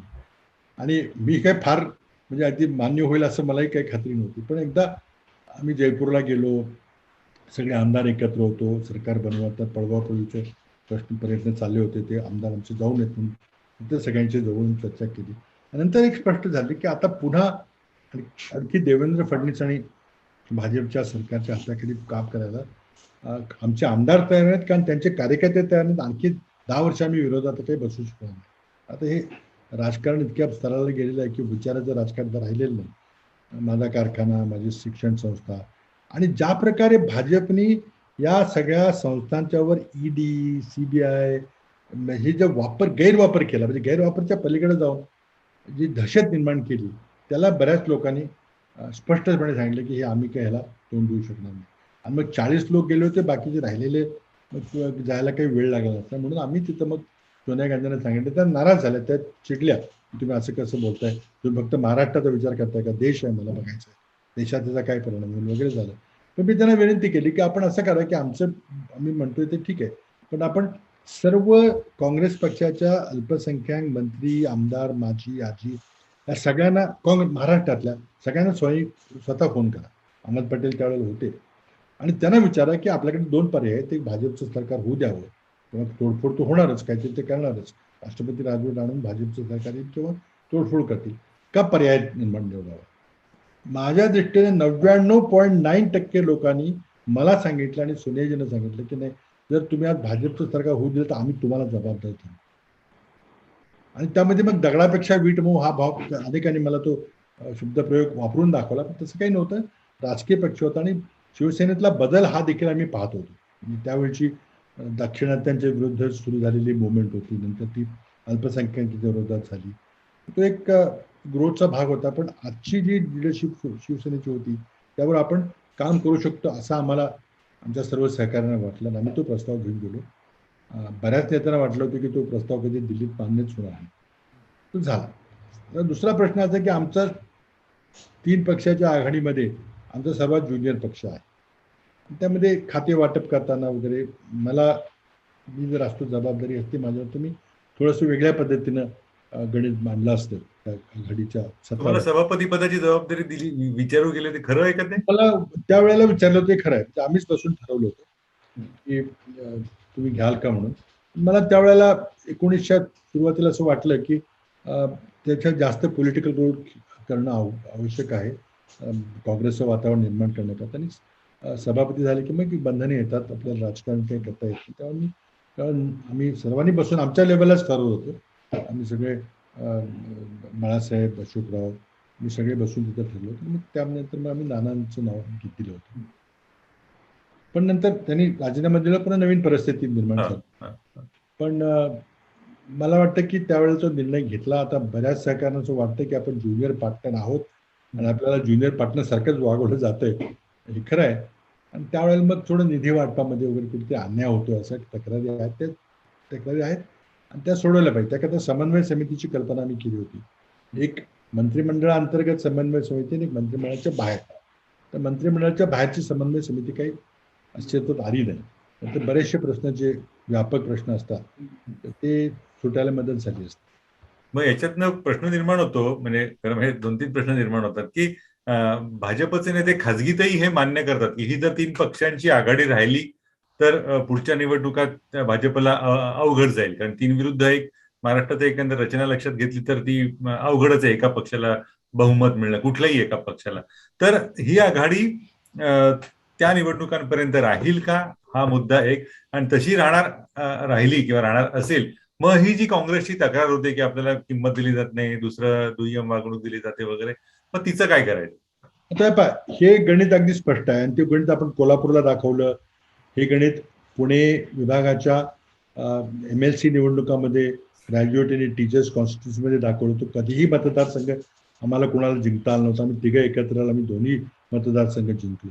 हे गणित सोपं आहे. नागपूरची निवडणूक असेल की आम्ही 3 जर प्रामाणिकपणे एकत्र आलो तर मग भाजपचं मग काही त्यांचं खरं स्वरूप, जी खरी ताकद आहे ती पुन्हा दिसेल, आणि त्यांना कुठं राजकारणामध्ये कुठं फार काही अस्तित्व राहणार. आता ते घडेल काही सोपं नाही. म्हणजे बोलणं सोपं आहे की 3 पक्षांना आपण एकत्र लढवू, कारण प्रत्येकाचे स्थानिक हितसंबंध असतात. कोणी जर आघाडी केली, कमी जागा मिळाल्या तर बाकी जागांचा काय वगैरे प्रश्न आहे. आणि त्यामुळे आमच्या पक्षामध्ये एकंदरीत खूप तीव्र भावना आहे की स्थानिक स्वराज्य संस्थेच्या निवडणुका आपण आपल्या स्वबळावर लढवाव्यात, आपली ताकद वाढवावी, आणि म्हणजे मग पुढे जर आपल्याला एकत्र आघाडी करावी लागली तर एक वाढत्या ताकदीने आपण त्या निवडणुकीला सामोरं जाऊ. आता त्या निवडणुका जेव्हा होतील त्यावेळेला स्थानिक लोकांचं काय मत असेल, तिथल्या तिथल्या पक्षाची परिस्थिती काय असेल यावर बरंच काही अवलंबून राहील. आणखी यातलं एक तुम्ही पूर्ण करा ना काहीतरी म्हणतो. हे काही सोपं नाही याची मला जाणीव आहे. त्याचबरोबर दिल्लीमध्ये एक स्थिरता आलेली आहे, नेतृत्वाबद्दल तर शंका राहिलेली नाही, निवडणूक झालेली आहे, ताकदीने पक्ष उभं राहिले हेही दाखवणं गरजेचं आहे. ते दिसल्याने त्याचे परिणाम खाली होतातच. बरोबर. या मध्यंतरीच्या कालक्रमाने तुम्ही मग असे म्हणालात की 40 जण जवळपास काँग्रेसचे, राष्ट्रवादीचे भाजपमध्ये गेले. एकंदर राजकारणाचा स्वभाव लक्षात घेता तर आता त्यातल्या बऱ्याच जणांना काही तिथे जाऊन काही उपयोग झाला नाही, कारण सत्ता येईल असं वाटत होतं, काही मिळेल असं वाटत होतं, ते काही मिळालं नाही. पडेल पडेल पडेल म्हणतात पण ते काही पडतच नाही. मग ते किती वेळ ते ज्या वाट बघत बसायचं. तर त्यातल्या अनेक जणांना परत यावं असं वाटत असेल ना, मला वाटतं तसे काही प्रयत्न सुरू झालेत का? काही कानावर येतं काही ठिकाणी की काही जणांचे प्रयत्न आहेत ज्यांना विधानसभेच्या तिकिटाची खात्री आहे की 3-4 माणसं राष्ट्रवादी, काँग्रेस, शिवसेना याचे प्रस्तावित उमेदवार आणि भाजपचा जो आता आमच्याकडून गेलेला असेल त्यांची तुलना केली तर सुद्धा एखादा हा सरस आहे तर त्याला स्वाभाविक वाटेल की बाबा मी सरस आहे, मी नक्की निवडून येईल, तर मला परत घ्या वगैरे, अशी होण्याची शक्यता काही नाकारता येत नाही, फार मोठ्या प्रमाणात नाही. पण एक आहे की ही आघाडी अजूनही टिकेल का नाही याबद्दल भाजप आशावादी की बहुतेक ह्यांचं काहीतरी बिनसेल. ती जर टिकते असे शेवटी दिसलं तर त्या शेवटच्या क्षणाला बरीच धावपळ होईल, जशी 2019ला झालेलं की आता हे होतंय आणि आणखी 5 वर्ष आम्ही काही विरोधात बोट बुडणार याची खात्री पटेपर्यंत कोणी उड्या मारणार नाही. यातला एक दुसरा मुद्दा, तुम्ही अन्य समविचारी पक्षांशी बोलणं करावं वगैरे असं म्हणालात, ते करावं लागेलच म्हणजे काँग्रेसला जर टिकून राहायचं असेल तर. पण असं काही आतमध्ये एक प्रवाह आहे का की जे मूळचे काँग्रेस जन होते, विचाराने काँग्रेस जन होते, त्यांना त्यांच्याशी संपर्क साधणं, ठीक आहे झाल्या चुका झाल्या पण एका व्यापक राजकारणासाठी तुम्ही पुन्हा एकदा पक्षाकडे येणं वगैरे काही हरकत नाही तसं यायला, असा काही प्रयत्न व्हायची शक्यता आहे का? त्या प्रत्येक पक्षाला हे निश्चित वाटतंय, कारण काँग्रेस सोडून इतर सगळे प्रादेशिक पातळीचे एका राज्यापुरते पक्ष आहेत. कोणीतरी कृत्रिमरित्या 2-3 राज्यामध्ये निवडणुका लढवल्या एखादा आमदाराला असेल तरी पण ते काही तांत्रिक मान्यता कदाचित राष्ट्रीय पक्ष मिळाले असेल, पण ते एका राज्यापुरते किंवा एका राज्यातल्या एका विभागापुरते मर्यादित असे पक्ष आहेत. त्यांना त्याची जाणीव आहे की आपण आपल्या ताकदीने आपण काय करू शकू. तर एक छोटासा गट निर्माण करून मग पुन्हा बार्गेनिंग करण्याकरता आपण मोकळं होतो, मग इकडे आघाडी करता येते, तिकडे करता येते. असं जरी असलं तरी मला वाटतं प्रत्येकाला माहिती आहे की आपण सगळ्यांनी एकत्र आल्याशिवाय नरेंद्र मोदीचा हा जो जगरनॉट आहे त्याला थांबवता येणार नाही. आणि ते अगदी खूप सत्तेचा पूर्णपणे गैरवापर करतायत, हिंदुत्वाचा वापर करतायत, जो आपण आतापर्यंत काँग्रेसने कधी इतक्या उघडपणे कधी केलं नव्हतं, कुठल्याच पक्षाने फार उघडपणे नव्हता केला. आणि ते आता उघड चाललेलं आहे आणि भगवीकरण राजकारणाचं करायचं चाललेलं आहे. कुठं हिंदू राष्ट्राची कल्पना, कुठं अखंड भारताची कल्पना ही मांडली जाते. आता अखंड भारत म्हणजे काय, म्हणजे त्यांचे RSSचे नेते जेव्हा ती कल्पना मांडतात तेव्हा काय त्याची कल्पना आहे, त्याची काय त्यांना अभिप्रेत आहे हे त्यांनी सांगितलं तर खरं म्हणजे चांगली चर्चा होईल. ते काही नाही करता फक्त एक पुढे सोडून द्यायचे की झालं आता हिंदू राष्ट्र होईल. परंतु मला वाटतं प्रत्येकाला जाणीव आहे की आपण केलं पाहिजे. पण प्रश्न असा आहे की कोण कोणाला निमंत्रण देणार, त्या आघाडीचं समन्वय कोण होणार, नेतृत्व कोण करणार वगैरे, या सगळ्या प्रश्न अनुत्तरित आहेत. आणि ते समन्वय साधण्याकरता जी टीम पाहिजे ती आज काँग्रेसने टीम आपल्या हाताने बाजूला केली. ती टीम पुन्हा जर जोडली आपण तर निश्चितच अनेकांचे संबंध. आता मी दिल्लीमध्ये काही वर्ष CBIचं काम पाहतो. आता CBI म्हटलं की प्रत्येकाचा संबंध असा जर पक्षांचा येत होता, सगळ्यात होता. किमान एक बातचीत करण्यापूर्वी एखादा फोन घेतला तर फोन तरी घेतील ही तरी खात्री आहे. पवार साहेबांनी कुठल्याही राज्यातल्या कुठल्याही छोट्या मोठ्या नेत्याला पवार साहेब का फोन आहे म्हटलं कोणी घेणार नाही असं होईल का. त्यांची ती एक पातळी आलेली आहे, नेटवर्किंग केलं त्याच्याकरता ते प्रसिद्ध आहेत. बरेच माणसं आमच्या पक्षात होती आहेत, ते नेटवर्किंग करू शकतात, समन्वय करू शकतात, बॅकरूम डिप्लोमसी करू शकतात. तिथे जाऊन कुठं जेवायला कुणाच्या घरी जाणं, कुणाला जेवायला बोलणं, ही जी डिप्लोमसी चालते ती सगळी बंद पडली होती आता. आणि त्यामुळे मग आता इच्छा असून देखील आम्ही कसं घडवायचं हे हा. आमच्या समोरचं आव्हान तेच आहे. आणि आम्ही जे म्हणतोय काँग्रेस पक्षांतर की आपण निवडणुका करून आपण अध्यक्ष नेमला तर त्याला जी ऑथॉरिटी मिळेल, हो. त्याला जी मान्यता मिळेल की बा हा निवडून आलेला आमच्या पक्षाचा कोणी आम्ही निवडू, आमचा प्रश्न आहे. पण आमचा निवडून आलेला जो अध्यक्ष आहे त्याला आमच्या सगळ्यांची मान्यता आहे. मग त्याच्याशी तुम्ही बोलला तर मग त्याला एक अधिकृत स्वरूप येतं. आता ते जरा संभ्रम झाल्यामुळं मग पक्षाचे अध्यक्ष कोण आहेत, अंतरिम आहेत का नाही आहेत का. आता सोनियाजी गांधींनी स्वतः फोन उचलावा आणि कोणाला फोन करावा असे प्रयत्न होते, पण त्याकरता अहमद पटेल सारखे मंडळी होते, हो. हो. प्रणब मुखर्जी सारखे होते. असे करून ते समन्वय घडवायचे. तर ती परिस्थिती पुन्हा निर्माण करावी लागेल. शेवटचे 2 मुद्दे प्रश्न माझ्याकडनं. एक तर म्हणजे सध्याच्या राजकारणाचा शेवटचा प्रश्न विचारतो. हे जर करायचं झालं, तुम्ही म्हणताय ते करायचं झालं तर काँग्रेसला कुठेतरी कमीपणाची भूमिका घ्यावी लागेल. त्याच्यासाठी जी मानसिक तयारी लागते ती काँग्रेस नेतृत्वाची आहे का? एकेकाळी तुम्ही म्हणजे काँग्रेस पक्ष हा सर्वव्यापी सर्व ताकदवान होता, पण ती भूमिका घेताना, कारण चर्चेला उतरताना तुम्ही आम्ही असे आहोत इतिहासाचा दाखला दिलात तर वर्तमानात चालणार नाही. त्याच्यामुळे थोडीशी कमीपणाची भूमिका घ्यायला पक्ष तयार आहे का, हा प्रश्न. आणि त्याच्यानंतर शेवटचा, सध्या हे जे काही म्हणजे राजकारण आहे अतिशय म्हणजे अधिक उथळ कोण, राजकारणी का माध्यम, असा प्रश्न पडत चाललेला आहे. सगळं टीआरपीच्या अनुषंगाने खेळलं जात आहे. तर अशा वेळेला ही जी जुनी राजकारणाची ओळख आहे ती परत राजकारणाला कशी मिळवून द्यायची, हा नाही का प्रश्न पडत? 2 गोष्टी आहेत की पहिला प्रश्न कमीपणा घ्यायची तयारी आहे की, तर मला वाटतं कमीपणाचा काही प्रश्न नाही आहे. कारण एक गोष्ट आहे की आपण जरी संसदेच्या सदस्यांची संख्या पाहिली किंवा विधानसभेमधल्या देशातल्या सर्व आमदारांची संख्या पाहिली किंवा आमची एकूण मतांची टक्केवारी पाहिली, तर मी एक प्रिडॉमिनंट राजकीय पक्ष विरोधी पक्षाच्या स्पेसमध्ये आहोत, त्यामध्ये काही शंका नाही. काँग्रेस शिवाय विरोधी पक्षाची आघाडी होईल का? कदाचित होऊ शकेल, पण त्याला काही अर्थ राहणार नाही, ती काही आव्हान करू शकणार नाही. त्यामुळं काँग्रेसला सर्वांना समानतेची वागणूक देऊन, मी मोठा आहे तुम्ही दुय्यम आहात, माझी मांडी कर, असं न करता तुम्ही सगळे समान आहात. कदाचित तुम्ही आमच्या पक्षामध्ये ज्युनियर पदावर काम केलं असेल, आज तुम्ही त्या राज्याचे मुख्यमंत्री आहात किंवा त्या राज्याचे राष्ट्रीय पक्षाचे प्रमुख घटक आहात, तर त्यामुळे तुम्हाला बरोबरीचा सन्मान द्यावाच लागेल. दुय्यम दर्जाचं स्थान देऊन चालणार नाही. त्यामध्ये कमीपणाचं काही मानायचं काही कारणच नाही. आपलं उद्दिष्ट काय आहे, तर उद्दिष्ट आपल्याला ह्या देशातली लोकशाही टिकवायची आहे आणि ती टिकवायची असेल तर आज भाजपचा पराभव करणं आणि विशेषतः नरेंद्र मोदींचा पराभव करणं गरजेचं आहे. आज भाजप वाईट आहे का पक्ष म्हणून, तर असं काय मी म्हणत नाही. पण तुमची धोरणं आहेत ते आम्हाला मान्य नाहीत, तुमची धोरणं आमची तुम्हाला नसतील मान्य, पण ठीक आहे, आपण तो विरोध करू शकतो. वाजपेयी सरकारचं भाजपी राज्य आम्ही पाहिलेलं नाही, त्यामध्ये आणि नरेंद्र मोदीमध्ये जमीन अस्मानचा फरक आहे. वाजपेयींच्या काळामध्ये जरी वाजपेयींनी पहिल्यांदा committee to review the Indian constitution अशी घटनेची पुनर्अवलोकन करण्याकरता एक समिती नेमली, तर आम्हाला भीती वाटली का ते सगळी घटना बदलून टाकणार आणि त्यामध्ये राष्ट्रपती राजवट आणणार वगैरे वगैरे. पण तसं नाही काय झालं. त्यानंतर वाजपेयींच्या मध्ये आणि काँग्रेसमध्ये काही फार फरक होता असं नव्हतं. ते त्यांनी तीच पॅटर्न राबवली. कधी असं वाटलं नाही की देशाच्या लोकशाहीला धोका आहे. पण आज आम्हाला असं का वाटतं, आपण एक एक प्रकार बघितले, ज्या प्रकारे कायदे केले जातात, ज्या प्रकारे म्हणजे अर्थव्यवस्थेची किंमत न देता निर्णय घेतले, मग डिमॉनिटायझेशन असेल किंवा राजकीय स्वार्थाकरता जीएसटी मध्ये काही करू नका सांगितलं असताना रुद्राची निवडणूक म्हणलं की 3 महिन्यात अंमलात आणलं, ती केवढी मोठी देशाला किंमत द्यावी लागली. आज कोविडच्या हाताळणीबद्दल चर्चा आहे. जागतिक आरोग्य संघटना WHO देखील भारताच्या मृतांच्या संख्येबद्दल साशंक आहे.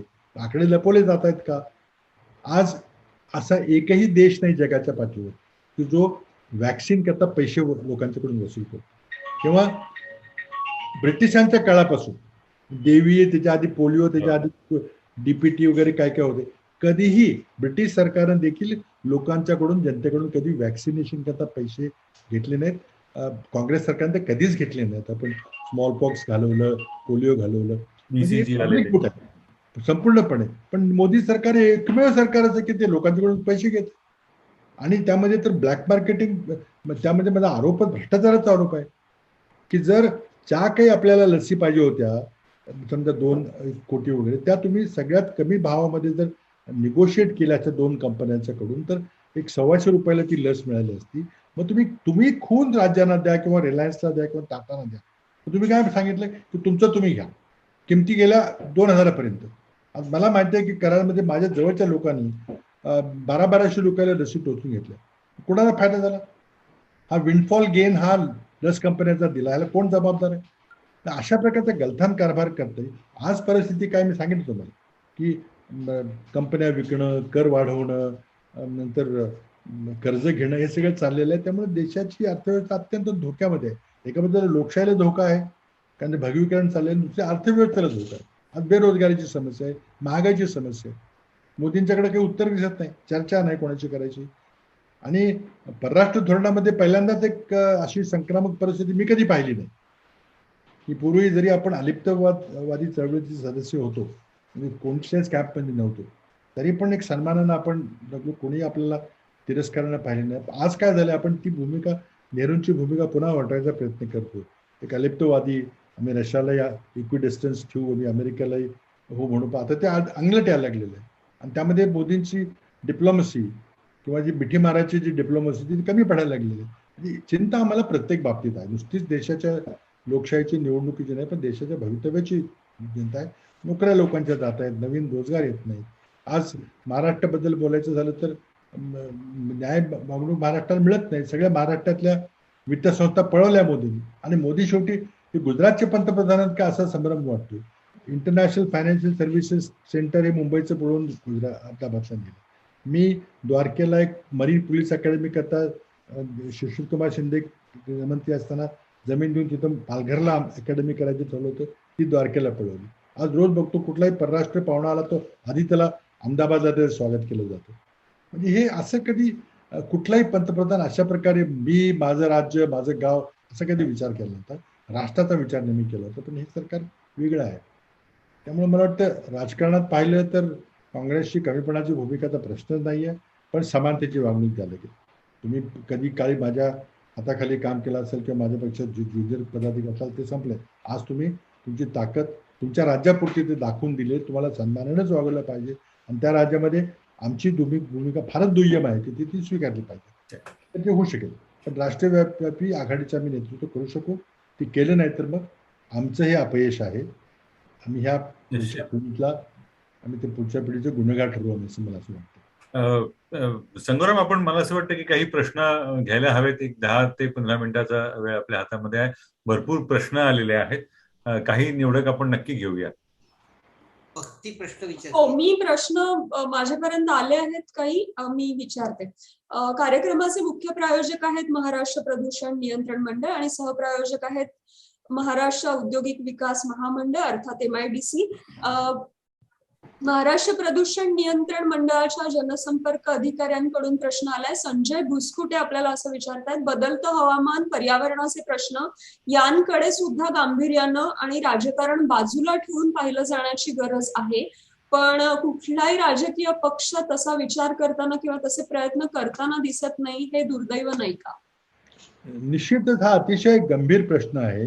आज आपण महाराष्ट्रात देखील पावसाचं चक्र पाहिलं तर सगळ्या तारखा बदललेल्या आहेत. कधी अवेळी अवकाळी पाऊस पडतोय, आणि गेल्या वर्षी माझ्या मतदारसंघामध्ये इतका प्रचंड पाऊस पडला, चिपळूणचा फटका बसला. हे नक्कीच हवामान बदलाचे फरक आहेतच. आणि त्यामुळे अजूनही दुर्दैवानं ज्या गांभीर्याने पाहिलं गेलं पाहिजे ते जात नाही आहे. आपण मंत्रालयांचं नावं बदलली, क्लायमेट चेंज म्हणून नाव दिलेलं आहे, आपण पॉलिसीज घडवलेली आहेत, परंतु हा प्रश्न आपण इंटरनलाइज केला नाही. प्रत्येक आपल्या वागण्यामध्ये, दैनंदिन वागण्यामध्ये आपण इंधन व्यर्थ जाळतोय का, इथं सोलर आपल्याला बसवता येईल का, या गोष्टी आपल्याला केल्या पाहिजेत. योग्य त्या सबसिडीच्या पॉलिसी सरकारनं करून प्रोत्साहन दिलं पाहिजे. इलेक्ट्रॉनिक व्हेकलचं मोठ्या प्रमाणात येऊ घालतं, बदल होतोय, लोकांना जाणवायला लागलाय. पेट्रोलच्या किमती, डिझेलच्या किमती पाहिल्या तर. पण अजूनही आपल्याला सर्वांगीण असा विचार करावा लागेल. प्रदूषण थांबवलं पाहिजे. समजा घनकचऱ्याचा प्रश्न आहे तो केला पाहिजे, कार्बन इमिशनचा प्रश्न आहे, किंवा संशोधनामध्ये आपल्याला भरपूर प्रयत्न करून कार्बन कॅप्चर अँड सिक्वेस्ट्रेशनच्या ज्या कल्पना आहेत त्या राबवल्या पाहिजेत. नवीन बॅटरी टेक्नॉलॉजी आणली पाहिजे. तर माझ्या 2-3 गोष्टी माझ्या आग्रहानं वाटतात की R&D वर जो खर्च केला पाहिजे त्यातला सगळा खर्च प्रामुख्यानं ह्या क्लायमेट टेक्नॉलॉजीजवर, न्यू टेक्नॉलॉजीवर केला पाहिजे. तो होताना दिसत नाही. आजही आपल्या देशाच्या एकूण GDPच्या 0.9% फक्त रिसर्च अँड डेव्हलपमेंटवर खर्च होतो. त्यापैकी डिफेन्स रिसर्चवर बराचसा जातो. पण त्यामध्ये त्याला क्लायमेट टेक्नॉलॉजीजकडे जास्त लक्ष दिलं पाहिजे. त्यामध्ये मग बॅटरी टेक्नॉलॉजी असेल, सोलर सेलची टेक्नॉलॉजी असेल, या सगळ्या तंत्रज्ञानावर, नवीन इलेक्ट्रिक व्हेकल्स करायचं तंत्रज्ञानाचं, त्यामध्ये खूप लक्ष घातलं पाहिजे. आणि मला वाटतं राजकारण्यांनी आपल्या जाहीरनाम्यामध्ये ह्याला कुठेतरी फ्रंट लोड केलं पाहिजे आणि ते प्रामुख्य दिलं पाहिजे. यामध्ये काही दुमत असायचं कारण नाही. नंदकुमार कुलकर्णी यांचा प्रश्न आहे. ते विचारतात, सद्य परिस्थितीत सर्वसामान्य नागरिकांना अनेक दैनंदिन गोष्टी कठीण जात आहेत, महागाई वाढते आहे. अशी परिस्थिती असून सुद्धा काही राज्यांमध्ये भाजप अजूनही निवडून येतंय. याचं विश्लेषण तुम्ही कसं करता? म्हणजे भाजपबद्दल रोष पण आहे, पण निवडणुकीच्या निकालांमधून तो दिसत नाही, हे असं का? तर दोन गोष्टी आहेत. आता मी त्या EVM वगैरे मी जाणार नाही, कारण मला त्याचा काही पुरावा नसल्यामुळं EVMची तोडफोड होते का काय ते त्याकडे मी जात नाही. परंतु आज वस्तुस्थिती आहे की लोक भयंकर नाराज आहेत, महागाईमुळे त्रस्त झालेले आहेत. मग कुठेतरी विरोधी पक्ष कमी पडतायत का? जिथं विरोधी पक्ष सक्षमपणे उभे राहिले तिथं विरोधी पक्षाला यश आलेलं आहे. भाजपचा पराभव होताना पण पाहतोय. पण काँग्रेसनं जी भूमिका घ्यायला पाहिजे ती घेण्यामध्ये कुठेतरी काँग्रेस कमी पडते, शंका नाही. म्हणूनच आम्ही सोनिया गांधीने तर सगळी पक्षाची पूर्णपणे सूत्र हातात घेतलेली आहेत. पक्षाचं चिंतन शिबिर आजच घोषित झालेलं आहे आणि त्यातून नव्या काँग्रेस पक्षाच्या उभारणीकरता आम्ही प्रयत्न करू. पण कित्येक वेळेला असं वाटतं की कुठेतरी काँग्रेस सक्षम पर्यायी नेतृत्व देऊ शकलं नाही, म्हणून ही निवडणूक आपल्याला जिंकता आली असती, पण ते आपण जिंकलो नाही. त्यावर आम्ही गंभीर विचार करू. मुकुंद इनामदार यांचा प्रश्न आहे. एकेकाळी काँग्रेस देशाचं नेतृत्व करत होती, पण आता प्रमुख विरोधी पक्ष म्हणून स्थान टिकवण्यासाठी सुद्धा काँग्रेसला धडपड करावी लागतेय. ही केविलवाणी अवस्था का झाली? मला वाटतं तुमच्या बोलण्यात उल्लेख आलेच आहेत, पण तरी या प्रश्नाचं उत्तर. त्याबद्दल मी स्पष्टपणे बरंच काही बोललो होतो. काय म्हणजे मी जे काही काँग्रेसची अंतर्गत परिस्थिती आहे ती त्याबद्दल मी खूप स्पष्ट बोललो. म्हणजे काहीतरी आमच्या चुका झालेल्या आहेत आणि त्या चुका, त्याचं आत्मपरीक्षण करण्यामध्ये देखील आम्ही कमी पडलो. त्या चुका पुन्हा होत गेल्या. काँग्रेसचं पूर्ण वेळ नेतृत्व असणं अत्यंत महत्त्वाचं होतं, तिथं आम्ही कमी पडलो आणि त्याकरता मला वाटतं काँग्रेस पक्षाने चिंतन शिबिर घेतलेलं आहे आणि पुन्हा नव्या ताकदीनं पुन्हा आम्ही उभं राहू आणि काँग्रेस पक्ष पुन्हा आपली जी ऐतिहासिक भूमिका आहे, एक प्रमुख राजकीय पक्ष म्हणून ज्याने देशाचं नेतृत्व केलेलं, देशाला दिशा दिलेली आहे, देश घडवण्यामध्ये महत्त्वाची भूमिका आहे, ती भूमिका आम्ही पुन्हा पार पाडण्याकरता आणि नव्या आमच्या काँग्रेसच्या नव्या नेतृत्वाच्या हातामध्ये देश, मजबूत देश पुन्हा सोपवून पुढच्या विकासाची वाटचाल करायला मी तयार करू. एक मुद्दा प्रश्न राहून गेला उत्तर द्यायचं. हे जे सध्या राजकारण हा जो एक भयानक उथळपणाचा खेळ सुरू झालेला आहे, म्हणजे खरोखर लाजच वाटते. म्हणजे काय, कुठली काय करायचं, कोण काय बोलतं काय, म्हणजे सगळं माध्यमांच्यासाठी झालेलं. म्हणजे आम्ही जास्त वाईट, म्हणजे माध्यम म्हणून का राजकारण जास्त वाईट, अशी परिस्थिती आहे. तर अशा वेळेला हे काँग्रेसी शैलीचं राजकारण कितपत काल सुसंगत वाटतं तुम्हाला? नाही, मला वाटतं एक बदल झालेला आपल्याला सर्वांना मान्य करावं लागेल. एक तर असं झालं की संसदीय लोकशाहीमध्ये राजकीय पक्ष हा त्या संसदीय लोकशाहीचा आत्मा आहे. तो राजकीय पक्ष एखाद्या आर्थिक मुद्द्यावर कम्युनिस्टांसारखा असू शकतो, लेबर पार्टी किंवा कॉन्झर्वेटिव्ह पार्टी इंग्लंडमध्ये तशा प्रकारे असू शकतो, किंवा एखाद्या सामाजिक मुवमेंटला धरून असू शकतो, किंवा तात्कालीन कारणाकरता एखादं स्वतंत्र राज्य किंवा राज्याची फाळणी अशा एखाद्या भावनिक मुद्द्यावर आधारित असू शकतो. एखादा मुद्दा घेऊन तो राजकीय पक्ष उभा राहतो, त्या राजकीय पक्ष आपल्या तत्वावर, चिंतनावर, आपल्या मुख्य भूमिकेवर मतं मागतो, ती मतं लोक देतात किंवा देत नाहीत. आज काय झालंय की राजकीय पक्षाची संकल्पना ही थोडी दुबळी होत चालली, वीक होत चाललेली आहे. आता व्यक्तिगत आर्थिक ताकद किती आहे, तुम्ही योग्य जातीचा आहात का, त्या तुमची तिथली जात किंवा धर्म हा आहे का, तिथं तुम्ही याच धर्माचा माणूस येऊ शकेल, याच जातीचा येऊ शकेल, आणि त्याकडे मग ताकद पाहिजे. ताकद म्हणजे आर्थिक ताकद किंवा सगळीच धनगाणगेपणाची ताकद पाहिजे, तरच तुम्ही राजकारण करू शकता. त्यामुळे ह्या माणसांना निवडताना देखील माणूस काय म्हणतो की अरे वो दबंग नेता उसको लेना चाहिए. म्हणजे तो आर्थिकदृष्ट्या ताकदतो नाही, इतर गोष्टींनी ताकदतो नाही. म्हणजे राजकीय पक्षाचं तत्वज्ञान पाहत नाही. कारण आमच्या पक्षामध्ये देखील आता अनेक लोक भाजपमधून प्रवेश करून मोठ्या पदावर गेलेले आहेत, पण ते वैचारिक जी क्लॅरिटी पाहिजे पक्षांच्या मध्ये ती थोडीशी कमी झालेली आहे. प्रशिक्षण शिबिर ही कमी झाली आहे. त्यामुळे काय की हा दबंग नेता आहे, हा आक्रमक नेता, हा जाऊन आपल्याला लोकांच्या मध्ये दंगा करू शकतो, उत्तरोचं वातावरण निर्माण करू शकतो. मग ह्याला जबाबदारी द्या. मग ते जर वैचारिक त्याची आपल्या पक्षाची जुळणी काय का तर त्याचे काही कोण बघत नाही. आणि ते काय झालं प्रत्येक पक्षामध्ये झाले. महाराष्ट्रामध्ये 4-4, 5-5 दुकानं निघाली. त्या दुकानामध्ये नाही मिळाला माल तर दुसऱ्या दुकानामध्ये, इथं तिकीट मिळालं तर तिथं नाही तर तिथं.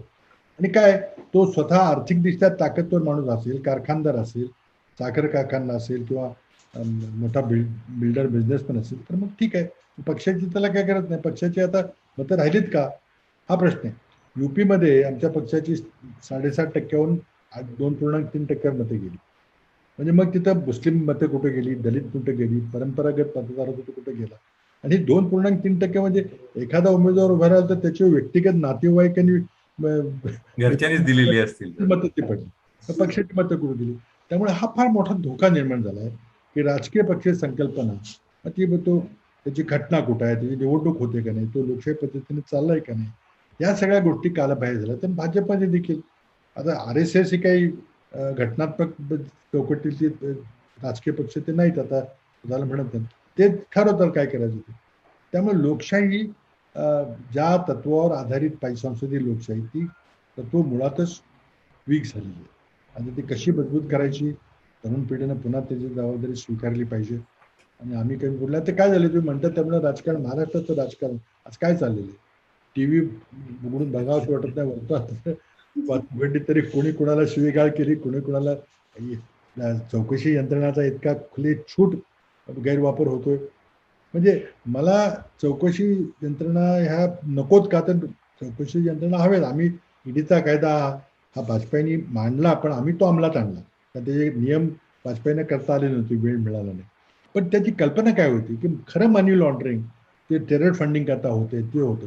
आमच्या वेळेला मला आठवतं की आमच्या काळामध्ये काहीतरी 30च्या आत काहीतरी रेड झाला होता. आजच्या पार्लमेंटच्या उत्तरातून आता 27 रेड मोदी सरकारने फक्त 7 वर्षात केले. फक्त 23 त्यातले गुन्हे उभे राहू शकले. शिक्षा सोडाच म्हणजे. पण त्यामध्ये काय माझं काय म्हणणं आहे की तुम्ही एखाद्याला कारवाई करा, त्याची तुम्ही त्याच्या विरुद्ध तुम्ही रेड करा, चौकशी गोळा करा, पुरावे गोळा करा, काही करा, बँका सील करा, हे करा. पण कुठेतरी तर अंतिम निकाल लागू द्या ना. ती कोर्टात केस न्या, तुम्ही ती चालवा, त्या माणसाला आपला बचाव करायची संधी मिळू द्या. मोठे मोठे वकील दोन्ही बाजूने उभं राहतील. पण त्यातून 1 दिवसाची जरी शिक्षा झाली तर मी या चौकशी संस्थांना मानेन की नाही तुम्ही हे पुरावा सिद्ध. पण हे नाही, फक्त ब्लॅकमेल करता या संस्था वापरल्या जाते. आणि पण यातला पृथ्वीराज एक गमतीशीर विरोधाभास नाही का की जे जे कायदे विरोधकांविरुद्ध वापरले जात आहेत हे तुमच्याच सरकारने आणलेले होते. म्हणजे PMLA असेल, चिदंबरम यांनी आणलेले काही निर्णय तेव्हाही विरोध केला होता लोकांनी की असं करू नका, याचा काहीतरी गैरफायदा होईल. असं होतं. आता आपला दुसरं एक थोडंसं उदाहरण सांगतो मी की पक्षांतर बंदी कायदा हा राजीव गांधी एका वेळेला कारण गयाराम प्रकरण जे हरियाणामध्ये झालं ते थांबवण्यात आणला. अतिशय चांगल्या भावनेने आणला तर उपयोग झाला. पण आज काय झालंय की त्यामुळे काय झालं की आपण जे 3 पिलर्स ऑफ आपल्या डेमोक्रेसी म्हणतो की कार्यपालिका, न्यायपालिका आणि विधिमंडळ ह्यांचं परस्परांचं बॅलन्स पाहिजे ते आपल्या देशात राहिलेलं नाही. आज एकदा विधिमंडळानं किंवा संसदेने आपल्या विरोधी पक्ष मोठ्या पक्षाचा नेता निवडला, तो पंतप्रधान पदाची त्यांनी शपथ घेतली की संसदेची हाराकिरी होते, संसद आत्महत्या करते कारण संसदेला पुढे काही काम राहत नाही, एक शोधीचं खेळणं राहतं. अमेरिकन घटनेमध्ये तसं नाही. अमेरिकन घटनेमध्ये बजेट हे संसदेतून होतं. तिथं प्रत्येक नेमणुका तपासल्या जातात. मग सुप्रीम कोर्टच्या जजेसच्या असतील किंवा मुख्य ज्यांच्या असतील सगळी बिलं ते संसदेतून तयार होतात. तिथं आता सगळी बिलं कार्यपालिका खाली पाठवतो, आम्ही फक्त हात वर करतो. त्यामुळे त्यामध्ये काही मूलभूत बदल करण्याची गरज आहे. तेव्हा कायदा केला, चांगल्या भावनेने केला, मधुल इम्याने त्याला विरोध केला, मला अजूनही आठवतो. ते आता मला आठवण होते की आपल्या पक्षांतर बंदी कायद्यामध्ये बदल करून फक्त नो कॉन्फिडन्स मोशन आणि जेव्हा कॉन्फिडन्स मोशन येते पंतप्रधानाची त्याच्याशिवाय इतर वेळेला हा कायदा बाजूला केला पाहिजे. इतर कुठल्याही देशामध्ये संसदीय व्हीप ही संकल्पनाच अन्यायकारक आहे. अन्याय करतो, त्यामुळे ते केलं पाहिजे. त्यामुळे काय झालं की आणि माझा फार मोठा हे आहे की आपण घटनेचं शिक्षण बळकट केलं पाहिजे, लोकांना दिलं पाहिजे. पार्लमेंटरी कमिटीचं देखील टेलिव्हाइज केलं पाहिजे. सुप्रीम कोर्टाचं कामकाज टेलिव्हाइज केलं पाहिजे. लोकांना लोकशाही कशी बरोबर आहे. चालते प्रत्येकाला शेवटच्या घटकाला कळलं पाहिजे. कायदे आपण करतो, आम्ही केले कायदे, चांगल्या भावनेने केले. आता डॉक्टर बाबासाहेब आंबेडकरांनी म्हटलं होतं घटना चांगली आहे का वाईट आहे तर कोण त्याच्या कोण अंमलात त्याच्यामध्ये बरोबर. भक्ती पुढच्या कार्यक्रमासाठी हो. प्रश्न घेऊ शकतो ना आपण अजून एक दोन? एकच एखादा घेऊया कारण तेव्हा आला आपल्याला. उल्का महाजन यांचा प्रश्न आहे, 2024च्या तयारीसाठी महाराष्ट्रात भाजपपेक्षा महाविकास आघाडीच्या कारभाराचं वेगळेपण ठसवण्यासाठी आघाडीचं धोरण भाजपपेक्षा वेगळं आहे हे दर्शवणारे काही निर्णय होताना दिसत नाहीत. मग ते कृषी विषयक कायदे असोत की कामगार विषयक कायदे असोत, भूमी संपादन कायद्यात फडणवीस सरकारने केलेले जाचक बदल असोत व अन्य अनेक निर्णय, यात कुठलंही वेगळं धोरण घ्यायला आघाडी सरकार तयार नाही असा अनुभव वारंवार येतो आहे. याबद्दल तुमचं काय मत आहे असं त्या विचार? थोडस असं वाटण्याचं कारण आहे की जवळजवळ 2-1 वर्ष कोविडमध्ये गेली आणि त्यामुळं आता 2.5 वर्ष आमची संपलेली आहे. त्यामध्ये बराचसा काळ हा कोविडमध्ये गेल्यामुळे आम्हाला काही तसं काम करता आलं नाही आणि त्यामुळं असं वाटणं स्वाभाविक आहे किंवा साहजिक आहे. परंतु तुम्ही ही पार्श्वभूमी लक्षात घेतली पाहिजे की आमच्या ज्या चर्चा, बैठका, मीटिंग्स वगैरे करून आपण जे निर्णय घेतो ते बऱ्याच काळ होऊ शकलं नव्हतं. आता पुन्हा सुरू झालेलं आहे. त्यामुळे आता आम्ही पुन्हा सुरू करून पुन्हा राहिलेल्या कालावधीमध्ये निश्चितच लोकाभिमुख निर्णय घेऊ, कारण आम्ही तिन्ही पक्षाचं यामध्ये विचारधन येणार आहे ते आणि आमच्याकडे काही RSS सारखी वरून काहीतरी दिशा दाखवणारी काही संस्था नाही. त्यामुळे आम्ही निश्चितच लोकाभिमुख कायदे करू. अजूनही केलेलं आहे ते आम्ही बरंच चांगलं काम केलेलं आहे. कोविड विरुद्ध लढाई आम्ही केलेली आहे. सुदैवाने काही दुष्काळ वगैरे काही फार पडलेला नाही. मी मुख्यमंत्री असताना आम्हाला 2-3 वर्ष दुष्काळाचा सामना करावा लागला होता. एकच मला थोडी चिंता आहे की औद्योगिकरणाच्या बाबतीमध्ये महाराष्ट्र गतीनं आपण प्रगती केली पाहिजे ती होताना थोडी दिसत नाही. त्याकरता आपल्याला आता प्रयत्न करावे लागेल. पण केंद्र सरकार ज्या काही योजना आहेत, प्रोडक्टिव्हिटी लिंक्ड इन्सेंटिव्ह म्हणून योजना आहे, त्यामध्ये खूप मोठी गुंतवणूक केंद्र सरकार करणार आहे. त्यातले जास्तीत जास्त प्रकल्प महाराष्ट्रात कशी येतील याचा आपल्याला प्रयत्न करावे लागेल. कारण तो कोविड संपलेला आहे. त्यामुळे आता नव्या जोमानं आणि लोकांनी पुन्हा पुन्हा विश्वास या महाआघाडीमध्ये दाखवलेला आहे. कोल्हापूरची पोटनिवडणूक आपण पाहिली असेल आणि त्यामुळं येणाऱ्या निवडणुका आहेत त्यामध्ये आम्ही दाखवून देऊ पुन्हा भाजपचं हे विघातक राजकारण लोक सहन करणार नाहीत महाराष्ट्रामध्ये. आणि त्यामुळे तुम्ही म्हणताय त्याप्रमाणे एक गुणात्मक बदल हा कसा दिसून येईल हा आपल्याला पुढच्या काही दिवसात दिसून येईल. प्रश्न खरं तर खूप आहेत पण आपल्याला वेळेची मर्यादा आहे त्यामुळे थांबायला लागणार आहे. कार्यक्रमाचे मुख्य प्रायोजक आहेत महाराष्ट्र प्रदूषण नियंत्रण मंडळ आणि सहप्रायोजक MIDC. यानंतर मी लोकसत्ताचे सहाय्यक संपादक मुकुंद संगोराम यांना विनंती करते की त्यांनी चव्हाण साहेबांचे आभार मानले. धन्यवाद भक्ती. दृष्टी आणि कोण या कार्यक्रमातला पहिला कार्यक्रम आज झाला आणि पृथ्वीराजजींनी काँग्रेसच्या सद्यस्थितीपासून ते भविष्यातल्या पक्षासमोरच्या आव्हानांपर्यंत आणि देशातल्या महाराष्ट्रातल्या सध्याच्या राजकारणापासून ते त्यातल्या ताणतणावांपर्यंत अनेक प्रश्नांना मृदू भाषेत पण कणखरपणे उत्तरं दिली. त्यामुळे मोठ्या संख्येनं या कार्यक्रमात जे सहभागी झालेले लोकसत्ताचे वाचक आहेत त्यांच्या काही शंकांचं निश्चित निरसन झालं असेल असा आम्हाला विश्वास वाटतो. पृथ्वीराजजी तुमचे लोकसत्ताच्या वतीनं मनापासून आभार. ज्या मोठ्या संख्येनं वाचक या उपक्रमात सहभागी झाले त्यांचेही आभार. ज्या प्रायोजकांनी या कार्यक्रमासाठी प्रायोजकत्व दिलं त्यांचेही आभार. धन्यवाद. धन्यवाद. निमंत्रित केल्याबद्दल आपले आभार. धन्यवाद. दृष्टी आणि कोण मध्ये उद्या भेटणार आहोत राष्ट्रवादी काँग्रेसच्या खासदार सुप्रिया सुळे यांना. उद्या आपण भेटू. तोपर्यंत नमस्कार. सगळ्यांचे धन्यवाद.